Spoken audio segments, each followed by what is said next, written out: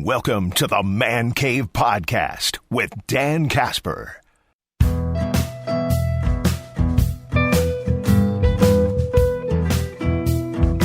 What's up, everybody? Welcome to this episode of the Man Cave Podcast, brought to you by our good friends from Hy-Vee and Toyson Ford.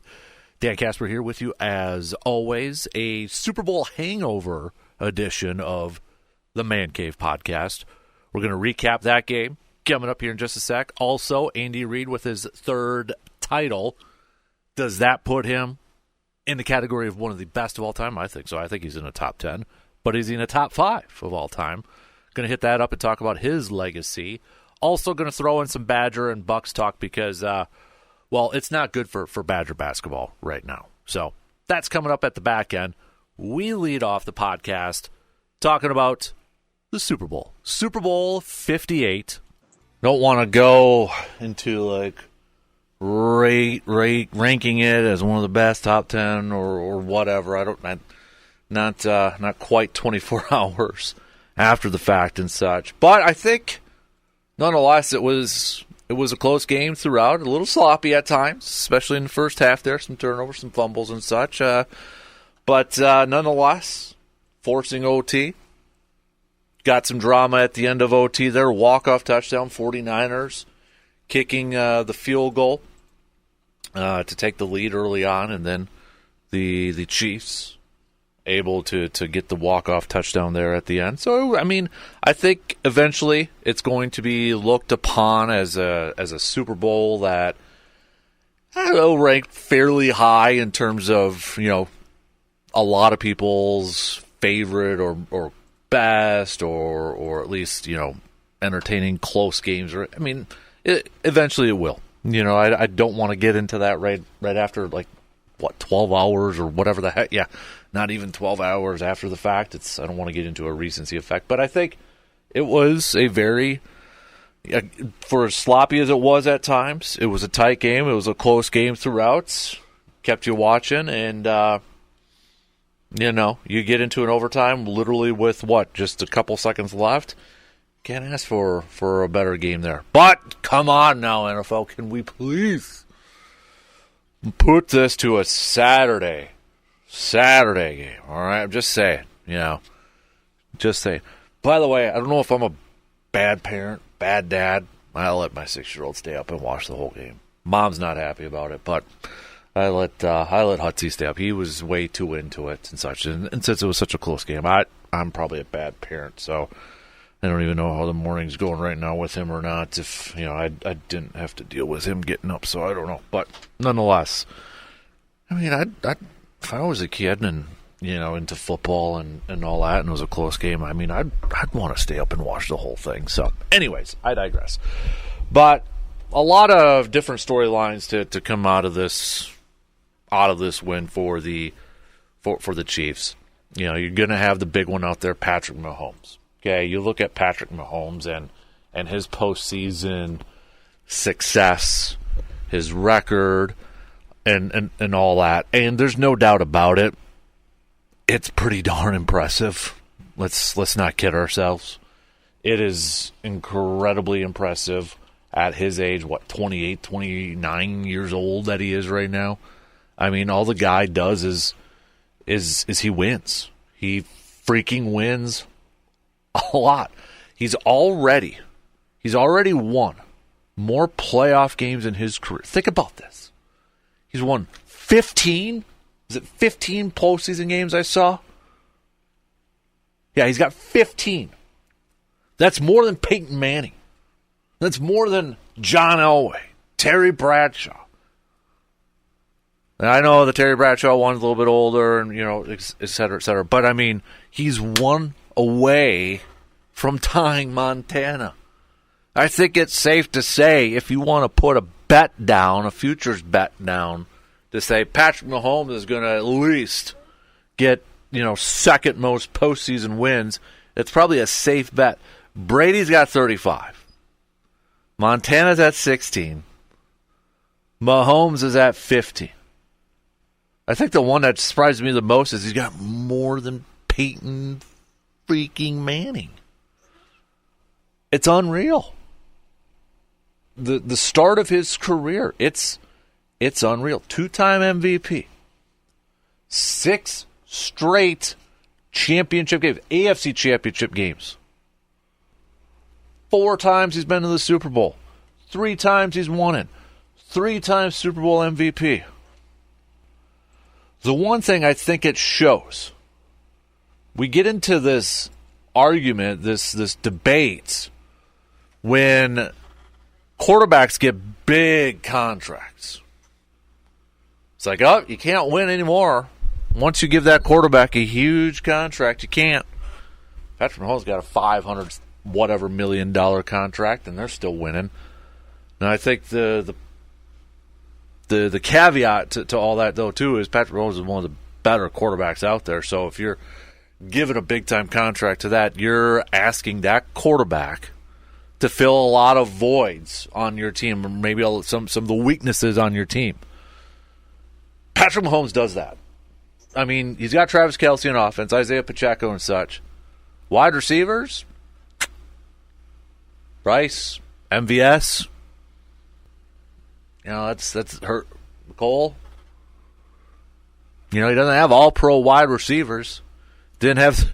It's you look at like the Chiefs' offense and the 49ers' offense. 49ers have an all-pro at tight end, an all-pro at wide receiver, an all-pro at running back, and their other wide receiver is Deebo Samuel. Pretty darn good, right? Chiefs have Kelce and some other dudes out there. Don't want to downplay them or anything like that, but it doesn't compare to the weapons the 49ers have. But what does Mahomes do? He makes up for some of that. You're going to pay that quarterback. You could still win by paying a quarterback a lot of money. If that quarterback can fill some of the voids, make up for some of the voids on the team. Mahomes can do that. And he has been doing it. This was a year, too. Again, it's like, what's wrong with the Chiefs' offense? Chiefs are winning, but it's not because of the offense. And that's where you got to give the defense a ton of credit. And Steve Spagnuolo has 4 championships now as a coordinator. I mean, that defensive group, and that's the other part in this thing, is like that defensive group full of youngsters. This is probably what's, if you're a Raiders or Broncos or, you know, who's else? I just blanked on who else is in the AFC West here. Chargers. You're probably looking at this Chiefs team, and like on the defensive side, it's like they're all young. They got a lot of young dudes out there. Last year when they won it, there was rookies and second-year guys out there, and then they've still got young guys out there. And it seems like the defense was even better this year. And it's like, if you're a team or if you're a fan who's not a Chiefs fan, you're just like, oh God. Now, maybe the saving grace is Hardball with the Chargers coming over there. I don't know. But nonetheless, they're built right now, I think, to still be pretty darn competitive. And still, that window's still open. It's still open for the Chiefs right now. Who knows what it's going to look like in the next couple of years. Yeah, Mahomes is still only 28 years old. 28! I don't want to get into a whole GOAT debate, best of all time, or anything like that. But I would, when we get into, like, those talking points for GOATs, I think for some, where, Brady's got the rings, but for some who maybe don't put him on there, it's like, well, he wasn't, the best gifted one or the most talented quarterback out there.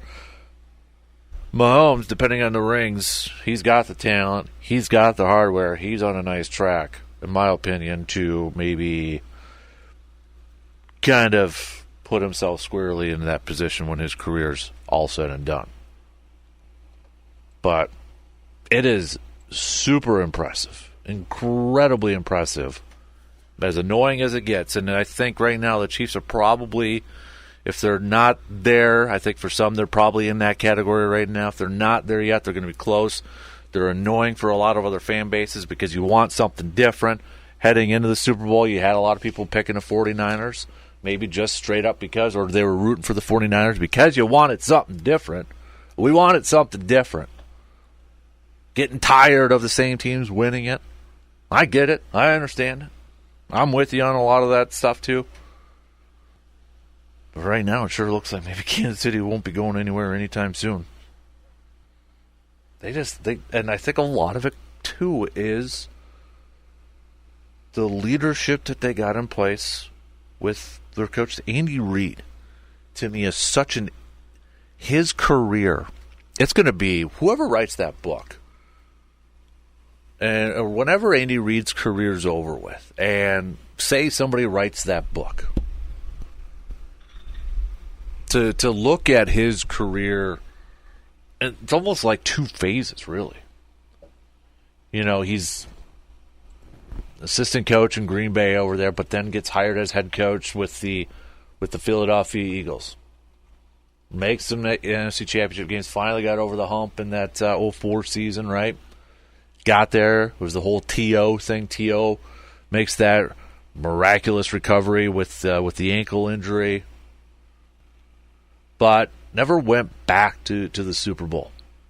Had good teams, just never went back. After that, 04, 13-3. I mean, he started off, Philly's first season was 5-11. 11-5, 11-5, 12-4, 12-4, 13-3. Finally got to the Super Bowl, right? And was solid after that. Had some 500 type seasons, 10 wins, 11 wins, and such. Gets let go. Moves on from Philly. Doesn't take a year off. Goes straight up to Kansas City, where he's kind of had this, resurgence of his career.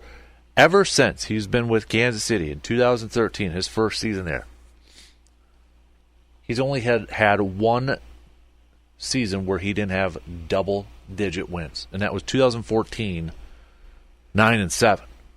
Otherwise he's had double-digit wins every single season.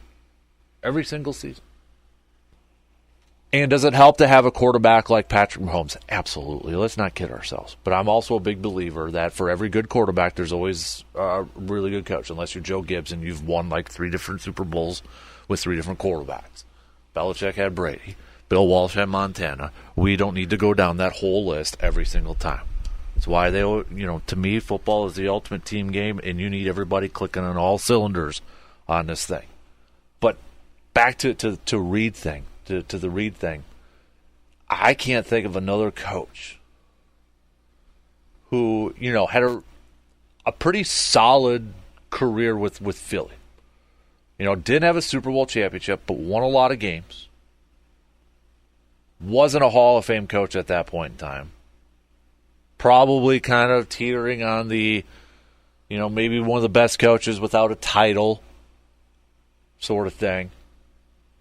Goes to Kansas City, and it's like the guy has a second chapter in his coaching career, and it's remarkable. A guy who completely changed the story of his career, the legacy of his career. 4 Super Bowls, 3 titles. I think now has put himself into the conversation as maybe a top 10 NFL coach of all time, and who knows when it's all said and done, what if he goes out there and wins a couple more? And he's at 5. Top 5 coach of all time? I just think it's kind of remarkable to see, when we look at the NFL, and you look at a lot of these teams hiring head coaches, a lot of them going the younger route, trying to find that young coordinator, maybe a young, exciting coordinator, right? It's the McVays. It's on the defensive side, it's the Mike McDaniels. Trying to find those. And yet you've got Andy Reid, 65, 66 years old, and he's coaching maybe at the top of his peak of his career right now, what he's doing. You look at coaching trees, and everybody talks about the Shanahan coaching tree. You got McVay as a branch off that. You've got LaFleur. You got Mike McDaniels. You got Raheem Morris. You got DeMeco Ryans. Those different branches, and yet you got Andy Reid still there, Super Bowl appearances, 4 Super Bowl appearances in the last 5 seasons, 6 straight AFC Championship games. Nobody talks about history. What, he's had Doug Peterson and Matt Nagy? But Matt Nagy's back with him. You know what I mean? So, it's just, to me, Andy Reid is what he has done with Kansas City is pretty darn remarkable in his career and his story. And I think has really vaulted his status and history as a top 10 coach of all time. And he's not done yet. He's not done. You know, I don't think, let me bring it up here. We've been talking about Bill Belichick. Is he going to get the most wins of all time? Well, he ain't going to be coaching this year, right? Or this upcoming season. He ain't going to be coaching. He's 26 wins away from tying that. Now, Andy Reid he's less than 100 wins away. He's at 258, it looks like, right now. I don't think he will get, is that correct? Is that all in the up and up? I think it might be all in the up and up. But, I mean, he might join that category if he coaches for a few more years. Say he coaches 4 more years, 10 wins a season. At least 10 wins a season. He might join the only 3 other guys with 300 career wins on that resume. But I think it's time to kind of look at Reid and be like, yeah, that dude's a top 10 coach of all time. And maybe getting a little bit closer to 5. So for all the youth movement we see in the NFL, all these, trying to get the young, exciting coaches in here, you still got Andy Reid doing his thing. And for a guy who has coached since 1999, been around for a little bit.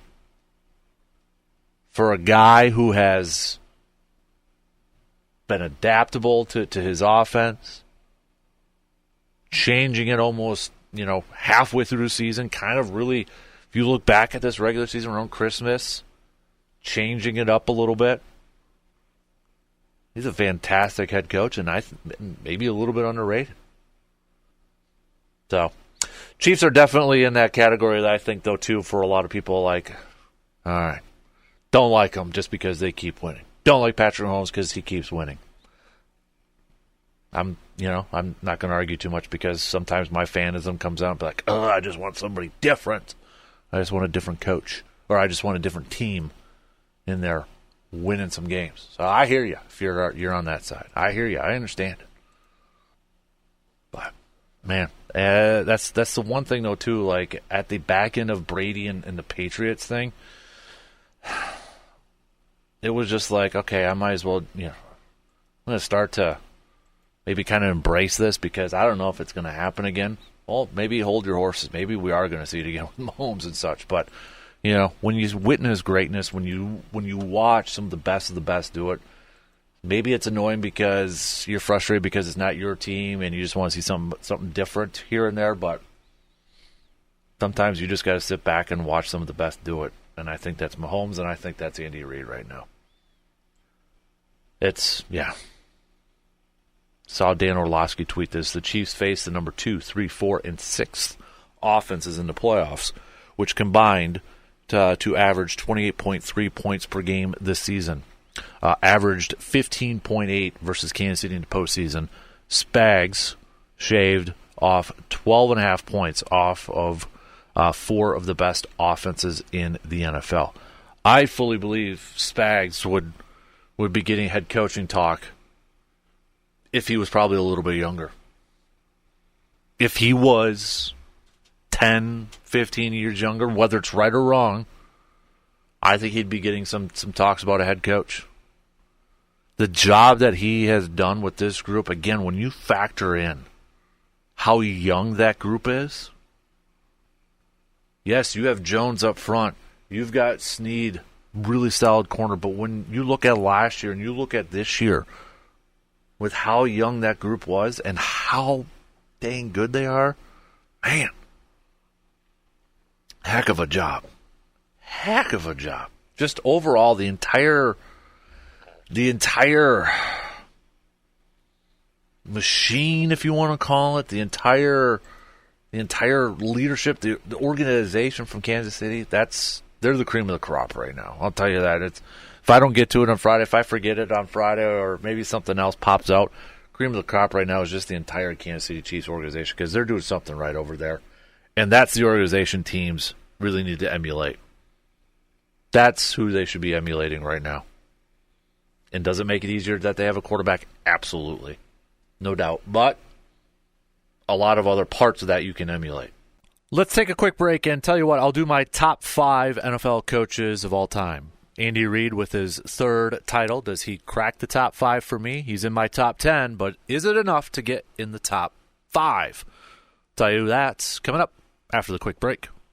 We are always looking to save a little money in our pockets, but we still need our essentials like our grocery items. So how do you save money while also getting what you need for your family? Hy-Vee Perks. If you shop at Hy-Vee, you're already getting a great deal on quality items throughout the store. But now you can save more money with Hy-Vee Perks on different items each week. Saving some money is easy if you shop at Hy-Vee in Eau Claire. So take advantage of these awesome deals and sales and stop on over at Hy-Vee in Eau Claire today. So let me go back a few years here first, just to kind of give you a base. People a lot smarter than me, a lot smarter than a lot of us out here. If you go back to when they did it was the 100th anniversary, and how many years ago was this? Just not that long ago, a few years ago. They did their 100th team, right? They selected a 100th team. Not the 100 best players or anything like that, the 100th anniversary team. So they had 10 coaches on this thing too. And they didn't rank them or anything like that. But, it was 2019. Yeah, 2019. End of 2019 they did this. So, about 4 years ago. These were their top 10 coaches at that time. We've got, this was it, Bill Belichick, Paul Brown, Joe Gibbs, George Halas, Curly Lambeau, Tom Landry, Vince Lombardi, Chuck Noll, Don Shula, and Bill Walsh. Again, they didn't rank them. They didn't put it 1 through 10 or anything like that. But this was back in 2019, the end of 2019. Has Andy Reid put himself into that top 10? Has he put himself in the top 5? Because now he's got 3 Super Bowl titles. Joins the likes of, Bill Walsh has got 3. We know Bill Belichick's got 6. We know Chuck Noll's got 4. Joe Gibbs has 3. You go a little bit older with some of the other coaches out there. Before they were Super Bowls, they were titles. NFL titles, right? Go that route. NFL champions. Curly Lambeau was a 6-time NFL champion. Vince Lombardi's got a couple Super Bowls, but 5 total championships on there. So if I were to create my top 5, first of all, I think Andy Reid's solidified himself as a top 10. He's solidified himself as a top 10.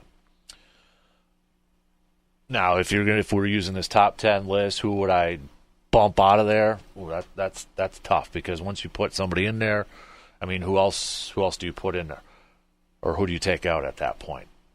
But for me, maybe I'd bump out Tom Landry at that point in time. Anyways, for me, my top 5, I think I would have to go Lombardi, Belichick.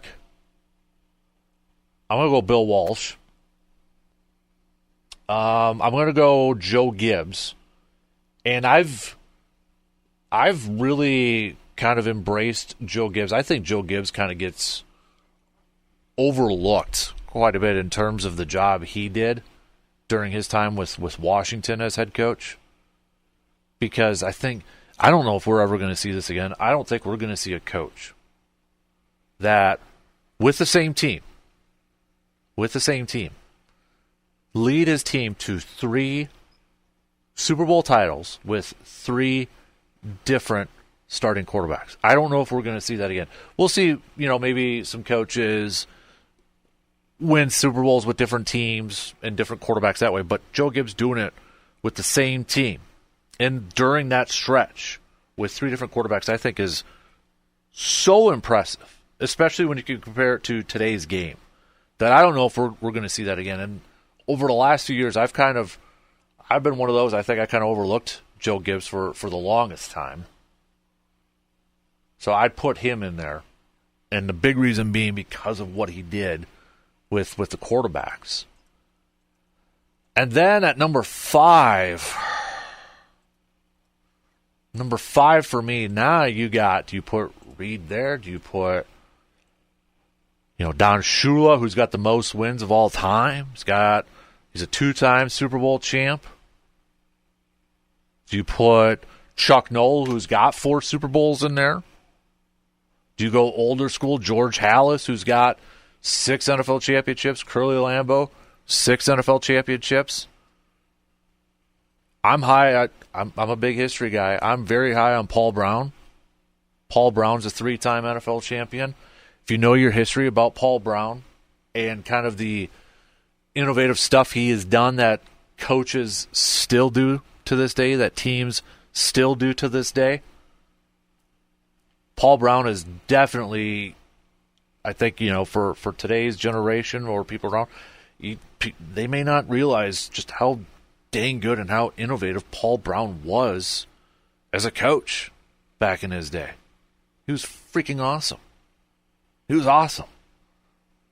So I think I might go Paul Brown at 5. But, I mean, if you want to say Chuck Noll with 4 championships, I ain't going to argue with you. You want to go Andy Reid with 3, I ain't going to argue with you. Don Shula, I ain't going to argue with you.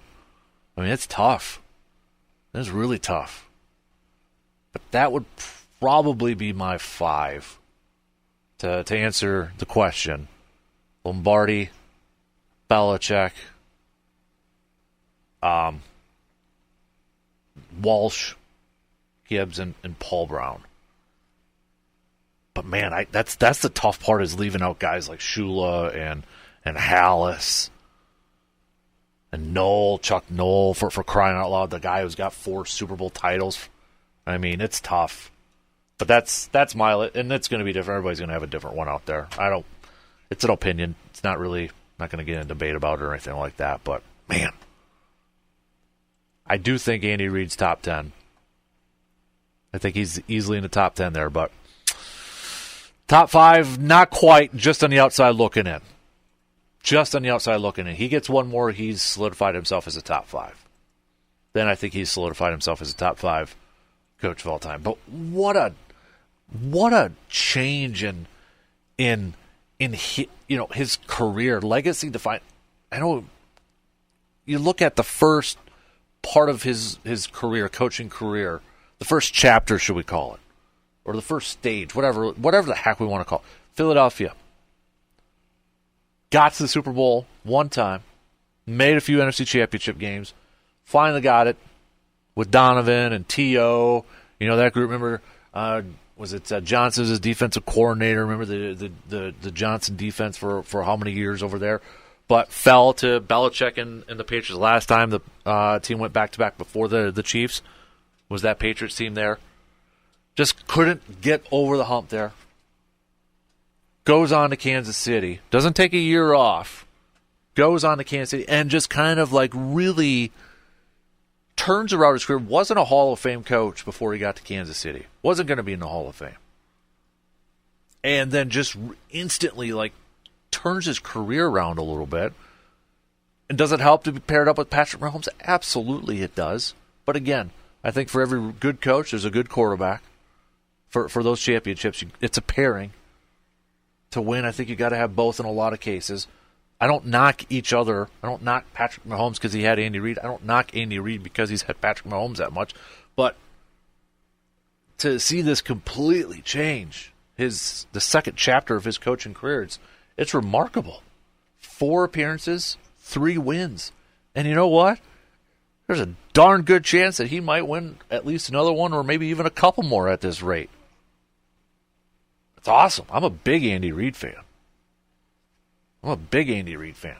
He's definitely going to have a bust now in the Hall of Fame. Easily going to have one.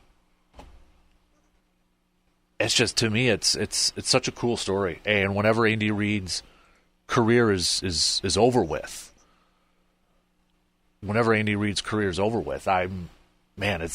I hope somebody writes that biography, because I think it's just a fantastic story. Quick break, and let's vent about some hoops after these quick words. Are you thinking of taking a spring break trip this year? Or maybe you're already eyeing up that summer vacation, but you're not quite sure if you have the proper transportation for those road trips. Hey, that's where Toyson Ford can help you. Toyson Ford has a wide selection of new and used vehicles for you to check out. And at Toyson Ford, they treat you like an honored guest. They will work with you on financing no matter what your budget may be. So if you're looking for that new vehicle this year, head to Toyson Ford, located at 1000 Chippewa Crossing Boulevard in Chippewa Falls. We got the Bucks in action tonight. Just a couple more games before the All-Star break here, but got a couple of tough games coming up here for the Bucks. They finally picked up a win, ended their little losing schneid after they picked up a win against the, let's just call it what they are, an inferior Charlotte Hornets team on Friday. They took care of business. They got it done like they were supposed to. I think if they would have lost that game, you'd have a lot of people saying, what in the world is going on with Bucks and Doc Rivers, et cetera, et cetera, et cetera. But they took care of business. Comfortable win. Got Patrick Beverley some action in that game. Now, a little bit of a tougher test here tonight. We don't know, first off, we don't know any updates on Chris Middleton other than Doc Rivers saying the other day it's a bad ankle sprain, which makes you wonder, high ankle sprain going to be out here a little bit. Maybe after the All-Star break we'll get a better sense of things going on here. Hopefully nothing too long. But going to have another tough test tonight. Obviously with Denver coming to town. Damian did return to the lineup for Friday, so he should be good to go for tonight's game, I would think. But when I look at this, I think now, whether it's going to be after the All-Star break, whether we're going to start to see it in these final 3 games before the All-Star break, I want to see now the Bucks kind of get into a rotation, kind of get into a rhythm a little bit. What's this rotation going to look like? How involved is Patrick? I think Patrick Beverley is going to have a big role on this team. And I think you kind of saw some very small glimpses of that in the game on Friday. We know he's brought in for defensive purposes. That's his main role. He's going to be that irritating defender for other teams. He embraces that. He understands that role. Doc's got a guy in that he's very familiar with. They understand each other. But now I think we want to start to see, okay, pieces are in place. John Horst did admit that they're still kind of tinkering with the offense, or with the roster here a little bit, kind of insinuating buyout market and such. But I think now we've got to start seeing a rotation, start to see some flow with this team. And Bobby Portis had himself a really good game Friday against the Hornets. Coming off the bench, 21 minutes, 18 points for Bobby Portis. And when you look at some of his games prior to that, Minnesota, he had 12, okay? But 5 against Phoenix in 31 minutes of play. His play's been was a little bit down. It was a little bit down. And I should say maybe a little inconsistent here or there.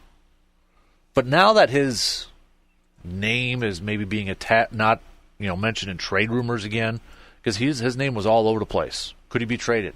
Will the Bucks move him to bring in some other help?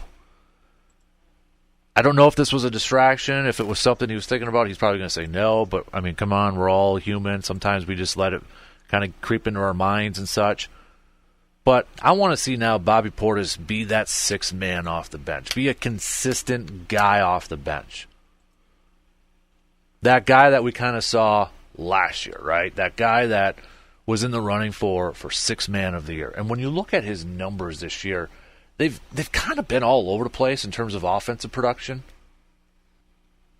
Like in November, for example, he finished off the month averaging 10.8 points per game.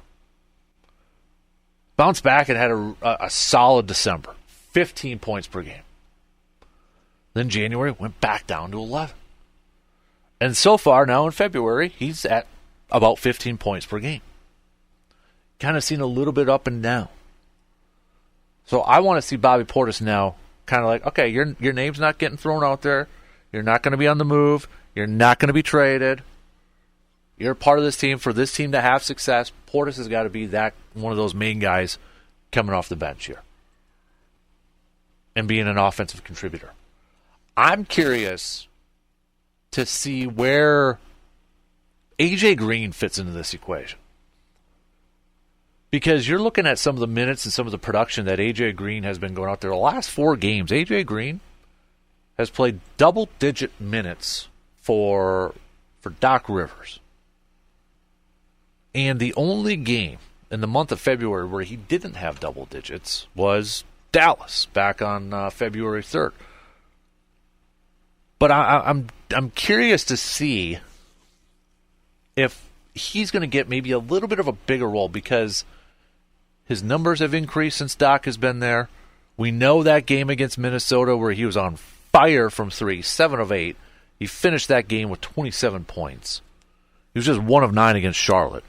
But I wonder, is he going to kind of develop a little bit of a bigger role whenever Doc gets that rotation figured out? Or does Doc have a shorter bench?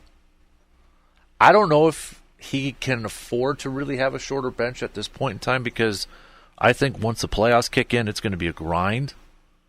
And I don't know if you want to tire out your team in that before the postseason and have that short bench right now. But one player I'm kind of genuinely curious to see how his minutes are going to work out and if he's going to have a bigger role is going to be this kid from Northern Iowa. I mean, Portis is going to get his own. Crowder's going to get his own. Patrick Beverly. Robin Lopez being shipped off. Portis is kind of like the main backup big man. I don't know, buyout market, what the Bucks are going to kind of look at, and maybe they bring in somebody over there. But, I think now I want to see this rotation start to kind of, get itself figured out, get into a groove, and let's start to build some momentum. Let's start to figure some stuff out now. After that All-Star break, we're about 65% done with the regular season right now for the Bucks. Believe it or not, we're about 65%. So after that All-Star game, after the All-Star break, you're almost a little bit more, but you've got a little over a quarter left of the season. That's the point in time now where I want to see stuff to start really kind of gel and get going here for the Bucks. If they want to make a deep postseason run and they want to compete for a championship, after that All-Star break that's when they got to start to kick it in and start to get that momentum, start to play as a team, start to understand each other, coaching, players, this, that, the other thing. That's when it's all got to start to get going here. It'll be a tough test, though, tonight going up against Denver. Right now, we'll make our picks here in a little bit. Bucks are favored by 1.5. I'm sure home court advantage with all that being said, but Bucks are favored by 1.5 at this point in time. Flip side, this Badger basketball team. I don't think it's just one thing that's going on with this Badger team. It wasn't that long ago, it was a week and a half ago. Hey, they're ranked 6th, they're playing some good hoops. AJ Storr looks phenomenal. A lot of positive stuff. Beginning of the season, the bench was actually producing. But it's like the second half of the Nebraska game, it's like Nebraska broke them a little bit or something changed since then. And I don't think it's just one thing. I think it's a few things that are just kind of combining to cause this main issue right now with the Badgers. Now on a 4-game losing streak. Stephen Krall right now is not playing good hoops. And I feel like is it he's losing some confidence, or his confidence is suffering right now. I mean, you got a big man, you got a 7-footer. I know he's not the biggest 7-footer out there, but you got a 7-footer who, to me, at least offensively, is not playing with a lot of confidence right now. In these last 4 games, he has failed to score in double digits. He had 1 point against Nebraska. 3 against Michigan. When Wisconsin was playing really well, he was a double-figure scoring in 13 games. Greg Gard and his coaching staff, Krabenhoff, whoever, they have got to install some confidence in Steven right now. He's getting it done with boards. I mean, he had 13 boards the other day. But offensively, he's got to gain some more confidence. They got to play inside. They got to feed him down low. Focus on that. Start to get him some easy hoops. Get that confidence back. You look at three-point shooting, too, and it's been bleh. I mean, they weren't like world beaters beforehand, but you look at this stretch. You look at this stretch right now, Wisconsin, 26% from three. They have been awful at shooting the three as of late. They weren't a great three-point shooting team to begin with, but and especially if you're not feeding your big guy down low and you're chucking up some three-pointers out there, you add those two, and it's not that hard to see why you're probably struggling to win some games here. But goodness gracious. And when you look at the game against Rutgers, you had Connor coming off the bench, Connor Esigian, and he had himself a game. Over 20 points coming off the bench. And before that game, you could point to, and you probably still could, but before that game, you could point to like bench production for the Badgers, not as good as it was at the beginning of the year either. And you look at some of those losses, and you're like, dang, did anybody on that bench score? Anybody? Well, Connor comes in against Rutgers, 15 points in 24 minutes. But you look at what he was doing beforehand. Michigan played 10 minutes, 0 points. 12 minutes against Purdue, 6 points. Nebraska, 4 minutes, 3 points. Michigan State, 6 minutes, 8 points. I know he was a little bit banged up earlier, but you kind of have to wonder now, do you unleash him here a little bit? If he's healthy, I mean, he played 24 minutes the other day. I think he's healthy enough. Do you unleash him? You look at the numbers that Connor put up last year compared to this year. Last year, he was averaging 11.7. This year, he's averaging 3.9. Minutes, it's a bigger discrepancy. Last year, 27.4. This year, 8.1.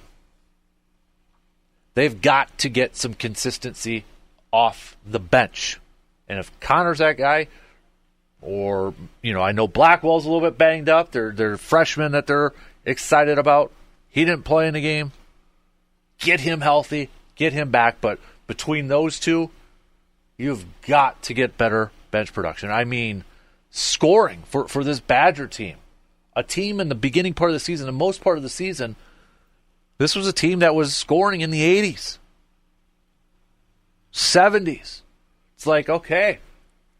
Statistically, it was Greg Gard's best offensive team, offensive efficiency. But you look at these last few games, it's like, what the heck? 56 against Rutgers? Yuck! I think it's a lot of different things just kind of combining into one. But with just 7 games left to go here in the regular season, they're tied now with Northwestern for 3rd in the conference. You still got Purdue and you still got Illinois on your schedule. You got to figure it out. You got to start to get that momentum back. Right now, they don't have it. They don't have any momentum. You got to start off games hot. You got to get this thing going. That game against Rutgers fell into what? Was it a 9-0 hole early? Boatload of turnovers right away. Dug themselves a hole. No momentum coming out of the gate. Got to somehow get that momentum back. And start off hot. Get some confidence brewing. Because you want to make a run in the tournament. You want to get back to maybe what the expectations and the talk was about this team a week and a half ago, 2 weeks ago from the national peeps about, hey, look at this team. You got to you got to start playing some of your best basketball right now and riding that wave, riding that momentum into your conference tournament, into the NCAA tournament. Because right now, this is a team that, going to lose first game or in the round of 32? A lot of ugly issues sticking up their head right now. Greg Gard's got to figure this out. That's going to do it for us on this episode of the Man Cave Podcast, brought to you by our good friends Hy-Vee and Toyson Ford. Again, Dan here. Big thanks for tuning in. Big thanks to our regular listeners. If you're a first-time listener, hopefully we can get you to be a regular listener. Don't forget to follow and subscribe to wherever you listen to your podcasts. And if you could be an awesome friend, give us a 5-star rating on Apple and Spotify and a positive review on Apple so others can find the podcast.